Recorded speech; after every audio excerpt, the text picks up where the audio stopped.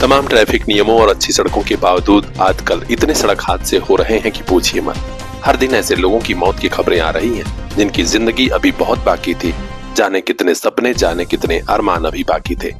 खबर पूर्वांचल के आजमगढ़ से है, जहां जानागंज थाना क्षेत्र के सलेमपुर खुदास गांव निवासी प्रबंधक कैलाश यादव के इकलौते बेटे 26 वर्षीय शुभम यादव की मौत हो गई है। उनकी गाड़ी सुल्तानपुर में रोड एक्सीडेंट का शिकार हुई है। बताया जा रहा है कि माता धीराजी ग्रुप ऑफ कॉलेज के प्रबंधक कैलाश यादव के इकलौते बेटे 26 वर्षीय शुभम यादव अपनी मां गीता देवी, 2 बहनों, एक भांजी मित्र विशाल और ड्राइवर के साथ लखनऊ जा रहे थे। सुल्तानपुर जिले में ही उनकी गाड़ी अनियंत्रित हुई और डिवाइडर से टकरा गई। इस रोड एक्सीडेंट में शुभम की मौत हो गई, जबकि अन्य लोगों को भी गंभीर चोटें आई हैं। इस हृदय विदारक घटना के बाद गांव से लेकर पूरे जहानागंज में शोक का माहौल है। तमाम लोग उनके घर पहुंचकर शोक संवेदना व्यक्त कर रहे हैं। माता धीराजी ग्रुप ऑफ कॉलेज के प्रबंधक कैलाश यादव के साथ तो इस घटना ने एक बार फिर लोगों को सोचने पर मजबूर कर दिया है कि वाहनों की रफ्तार थोड़ी कम रहे और हर सेफ्टी का पालन किया जाए, क्योंकि बेतहाशा रोड एक्सीडेंट कई परिवारों के लिए दुख की वजह बन रहे हैं। आपसे भी गुजारिश है, वाहन धीमे चलाइए, ट्रैफिक नियमों का पालन कीजिए। खास खबरों के लिए बने रहिए हमारे साथ, देखते रहिए PR इंडिया न्यूज।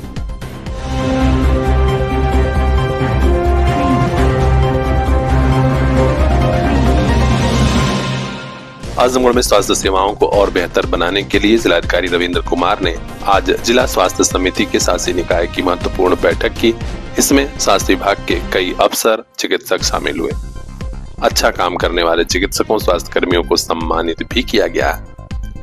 कुछ स्वास्थ्य अधिकारियों को लैपटॉप भी बांटा गया है, जिससे ग्रामीण क्षेत्र में स्वास्थ्य व्यवस्था सुधरेगी और तमाम योजनाओं की मॉनिटरिंग भी हो सकेगी।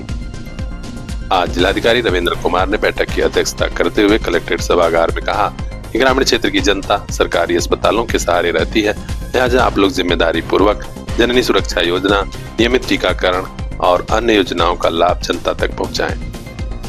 अच्छा स्वास्थ्य और अच्छी स्वास्थ्य सेवा हर किसी का हक है। आप लोग इसमें सुधार कीजिए ताकि प्रदेश स्तर पर जिले की रैंकिंग और अच्छी आ सके। इस खास मौके पर कई स्वास्थ्य कर्मी और चिकित्सकों को सम्मानित किया गया है। संजीवनी पोर्टल पर माह अगस्त तक उत्कृष्ट OPD प्रदर्शन करने वाले चिकित्सक डॉक्टर आसिफ खान, CHC बिलरियागंज एवं doctor HN Singh, CHC Tahbarpur को जिलाधिकारी द्वारा प्रशस्ति पत्र प्रदान कर सम्मानित किया गया। इसी तरह उत्कृष्ट कार्य करने वाले सामुदायिक स्वास्थ्य केंद्र अधिकारी ओम प्रकाश खोखर और अभिषेक कुमार को भी सम्मानित किया गया है। इस बैठक में मुख्य चिकित्सा अधिकारी डॉक्टर RN वर्मा, जिला विकास अधिकारी Shri Sanjay Kumar Singh, additional CMO doctor Uma Sharan Pandey, doctor Ajit, deputy CMO doctor Arvind Chaudhary, doctor Alin, doctor Avinash Jha, SIC जिला अस्पताल आजमगढ़ समेत तमाम अधिकारी मौजूद रहे। तो खास खबरों के लिए बने रहिए हमारे साथ, देखते रहिए PR इंडिया न्यूज।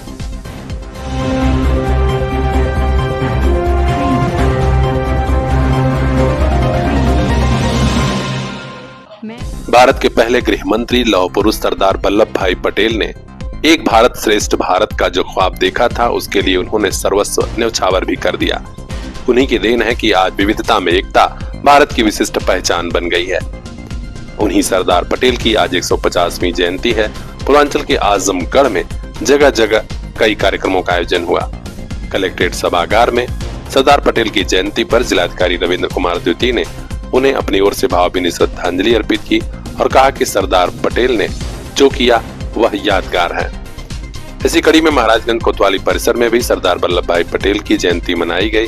कोतवाली प्रभारी केदारनाथ मौर्य के नेतृत्व में रन फॉर यूनिटी का भी आयोजन हुआ। इस दौड़ में पुलिसकर्मी, कर्मचारी, तमाम लोग शामिल हुए और बड़ा ही उत्साहपूर्वक माहौल रहा। इसके बाद एक गोष्ठी भी हुई, जहां राष्ट्र निर्माण में सभी के योगदान की शपथ दिलाई गई। इस कार्यक्रम को संबोधित करते हुए केदारनाथ मौर्य ने कहा कि सरदार पटेल का जीवन राष्ट्रीय एकता, समर्पण, दृढ़ संकल्प का प्रतीक है। हमें उनसे बहुत कुछ सीखने की भी जरूरत है।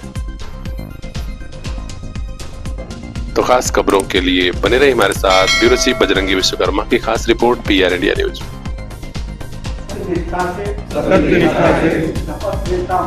शपथ लेता हूँ कि मैं राष्ट्र की एकता, अखंडता और सुरक्षा को बनाए बनाए रखने के लिए स्वयं को समर्पित करूंगा और अपने देशवासियों के बीच यह संदेश फैलाने का भी भरसक प्रयत्न करूंगा। मैं यह शपथ अपने देश की एकता की भावना से ले रहा हूँ, जिसे सरदार वल्लभ भाई पटेल की दूरदर्शिता एवं कार्यों द्वारा संभव बनाया जा सका।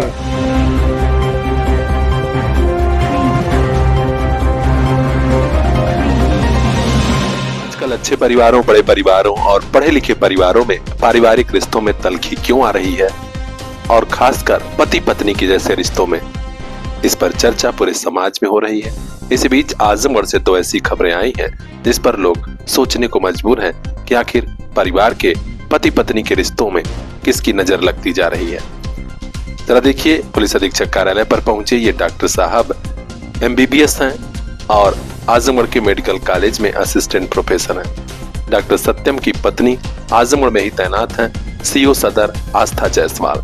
पति डॉक्टर सत्यम बेहद आहत हैं पत्नी के व्यवहार से।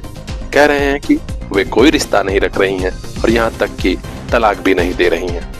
पुलिस कप्तान से मदद मांगी है, देखें क्या होता है। परिचय दे दीजिए, क्या मामला हुआ है? अब यहाँ कप्तान साहब क्या है? मेरा नाम डॉक्टर सत्यम है और मैं आजमगढ़ मेडिकल कॉलेज में एज असिस्टेंट प्रोफेसर नियुक्त हूँ। और मेरी शादी जून 2023 में हुई थी, लगभग 2.5 साल हो गया। अप्रैल 2024 में बच्चा भी हुआ और बच्चा होने के जस्ट बाद मेरी पत्नी, जो कि यहाँ पे CO हैं, आस्था जायसवाल, ये यहाँ की CO सदर हैं। इसके पहले ये प्रयागराज में थी, जिसके बाद इनका ट्रांसफर आगरा हुआ था और अभी ये यहाँ पे CO सदर आजमगढ़ है। तो जैसे ही बच्चा पैदा हुआ, इनका ये कहना था कि हमें आपसे कोई मतलब नहीं है, आपके होने ना होने से हमें कोई मतलब नहीं है। उस समय इनकी मदर भी थी, इनके भाई थे। हमने कहा कि इस प्रकार से आप क्यों बोल रही हैं? हाँ, मैं आपका हस्बैंड हूँ, मैं आपके लिए ही आया हूँ, आप इस तरह से बोल रही हैं। लेकिन लोगों ने बोला, उनके मदर और उनके भाई ने, कि आप जो है घर पे इस चीज को डिस्कस कर लीजिएगा। तो मैं 4 दिन के लिए, मैं कहा ठीक है, घर पे जब आएंगे तो बात हो जाएगी। घर पे आते ही इनका रवैया ऐसा था कि ये लोग मिलना ही, मतलब बच्चे को अपने पिता से दूर कर देना, और मतलब इनकी माँ और आस्था अलग कमरे में चली गई। इसके बाद हमने अपने फादर को बुलाया कि भाई आप लोग आके बात करिए और चीजों को सुलझाइए। ये डे 1 से बात नहीं करना चाहती और इतना मैं परेशान हुआ, इतना परेशान हुआ। फिर भी सब लोगों ने बोला आप एक बार बात करिए। मैं इनसे बात करने की कोशिश की, बदतमीजी से बात करना, गाली देना, इस तरीके से ये बात करती हैं। ये इनका। दूसरी खबर है आजमगढ़ के वरिष्ठ हड्डी रोग विशेषज्ञ डॉक्टर DP राय के परिवार की बिटिया की, जिसकी हत्या कर दी गई है उसी के पति द्वारा। आज बरदा थाना पुलिस ने आरोपी पति को गिरफ्तार किया है। विनोद राय नाम के व्यक्ति हैं, जिनकी शादी डॉक्टर साहब के बेटी से हुई थी। 12 साल पहले शादी, लेकिन आए दिन मारपीट होती थी। परिणाम ये हुआ कि 29 अक्टूबर की रात विनोद राय ने पत्नी को इतना मारा और गला दबाकर हत्या कर दी। इन दोनों घटनाओं में चर्चा यही जिले भर में है कि आखिर अच्छे परिवारों में पारिवारिक और खासकर पति पत्नी जैसे रिश्ते क्यों इतने बिगड़ गए हैं। पढ़े लिखे और अच्छे परिवारों में ये नौबत क्यों आ रही है। ये खबर दिखाने का मतलब ये नहीं है कि आप केवल जानकारी रखिए कि क्या हो रहा है, बल्कि अपने आसपास अपने परिवारों और रिश्तेदारों के बीच कहीं अगर रिश्ते प्रभावित हो रहे हैं तो पहल कीजिए, जिंदगी बच जाए, कहीं ऐसी वैसी नौबत ना आए। खास खबरों के लिए बने रहिए हमारे साथ, देखते रहिए PR इंडिया न्यूज।